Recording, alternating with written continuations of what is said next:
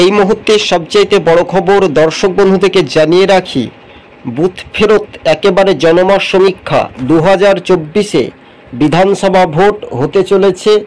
হরিয়ানা বিধানসভার মোট আসন সংখ্যা হচ্ছে 90টি। আমরা যদি তুলনামূলকভাবে যদি ম্যাজিক ফিগারটা দেখি তাহলেও পরিসংখ্যান বলছে 46টি আসন পেতে হবে। তাহলে কি এবার তিরশঙ্কু হতে পারে? শেষ পর্যন্ত বিজেপি জোট ক্ষমতায় রয়েছে, সেই ক্ষমতা কি হারাতে পারবে, না কংগ্রেস তারা জোট মিলে সরকার গঠন করবে? শুধু সময়ের অপেক্ষা।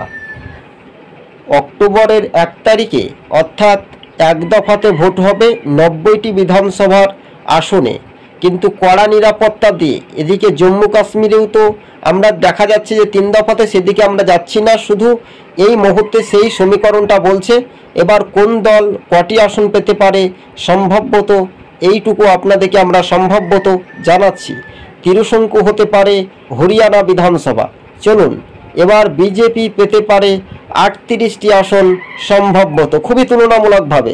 অন্যদিকে কংগ্রেস পেতে পারে সম্ভবত 39টি আসন, যা কৃষক আন্দোলনের গুরুত্বপূর্ণ ভূমিকা। এদিকে সিপিআইএমএল বা সিপিআইএমের যে শরিক দল, তারাও কিন্তু যে তাদের কৃষক আন্দোলনে গুরুত্বপূর্ণ ভূমিকা থাকলেও 10টি আসন সম্ভবত সিপিআইএম জয় হওয়ার চান্স রয়েছে বলে এমনটাই খবর। এবং অন্যান্যদের ঝুলিতে 3টি আসন যেতে পারে সম্ভবত। তো আপনাদেরকে আমরা আরও একবার বলছি যে হরিয়ানা বিধানসভার ম্যাজিক ফিগার খুবই ধারে কাছাকাছিতে, কেউ পৌঁছাতে পারছে না। বিজেপি, কংগ্রেস বা সিপিআইএম শরিক দল বা অন্যান্য রাজনৈতিক দল, আমার মনে হয় শেষ পর্যন্ত জোট করেই কি লড়াইয়ের সরকার গঠনের ইঙ্গিত। অক্টোবরের 1 তারিখে অর্থাৎ হাতে মাত্র সময়টা খুবই কম, তাই হরিয়ানা বিধানসভার কৃষক আন্দোলনের গুরুত্বপূর্ণ ভূমিকা হিসেবে সেখানে বিজেপি কতটা ফ্যাক্টর হতে পারে, বা সিপিএম ও কংগ্রেস বা অন্যান্য রাজনৈতিক দল যারা রয়েছে তারা কতটা শক্তি বৃদ্ধি পেতে পারে, সেই ব্যাপারটাও নিয়ে কিন্তু রাজনৈতিক মহলে একেবারে জোর জল্পনা তুঙ্গে শুরু হয়েছে। তবে এবার রাজনৈতিক মহলে যে ভূমিকা, সেটাও কিন্তু একটা দেখার একটা বিষয় রয়েছে দর্শক বন্ধুগণ। 38টি আসনে সম্ভবত এগিয়ে থাকতে পারে বিজেপি, যা তিরশঙ্কু হতে পারে। 39টি আসন পেতে পারে কংগ্রেস, সম্ভবত বামেদের যে শরিক দল তারাও 10টি আসনে এগিয়ে থাকার সম্ভাবনা রয়েছে। অর্থাৎ প্রার্থীর সংখ্যা যদি তুলনামূলকভাবে দেখি, পরিসংখ্যানটা অনেক বেশি, প্রায় 1000 খানেক প্রার্থী দিয়েছে, কেউ নির্দল, কেউ অন্যান্য দল থেকে। এবার যে সমীকরণ সম্ভাব্য জয়ী হতে পারে কোন কোন রাজনৈতিক দল, 39টি আসনে এগিয়ে থাকার সম্ভাবনা বেশি রয়েছে কংগ্রেসের। যা হরিয়ানাতে ফ্যাক্টর হতে পারবে কি রাহুল গান্ধী, না নরেন্দ্র মোদী 38টি আসনে বা অন্যান্যদের ঝুলি নিয়েও কি সরকার গঠন করবে? আমরা একাধিকবার রাজ্যগুলি দেখেছি যে তিরশঙ্কু, সেই সব রাজ্যে বিজেপি জোটেরই সরকার গঠন করেছে। এবার বিধানসভা 2024-এ খুবই গুরুত্বপূর্ণ, আর এই ভূমিকার রাজনৈতিক মহলে একটা তোড়জোড়।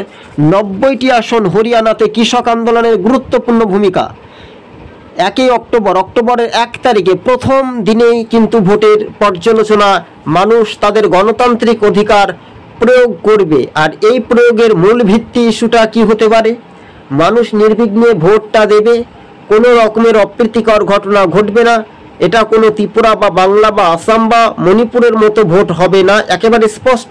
আমরা এর আগে দেখেছিলাম যে লোকসভা ভোটে মণিপুরের যে ঘটনাগুলো ঘটেছিল, সেখানে কিন্তু মণিপুরে কংগ্রেস তারা 2টি আসনে জয়ী হয়েছিল।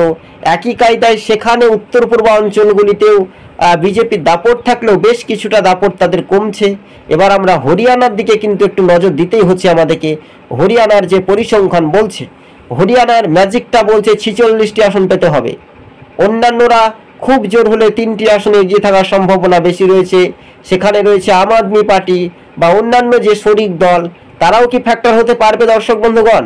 38টি আসনে সম্ভবত জয়ী হতে পারে, যা সরকার গঠন কেউ করতে পারছে না বা গঠন করতে পারবে না। তিরশঙ্কু হওয়ার পথে যেতে পারে হরিয়ানা বিধানসভা।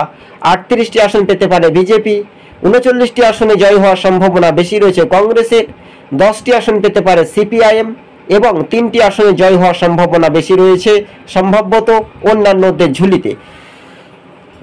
আজকে ছিল আমাদের এই পর্যন্ত। জনমত সমীক্ষা সম্ভবত হুবহু মিলে যাওয়ার সম্ভাবনা বেশি রয়েছে বলে সবুজ বঙ্গ তুলে ধরেছে। ধন্যবাদ।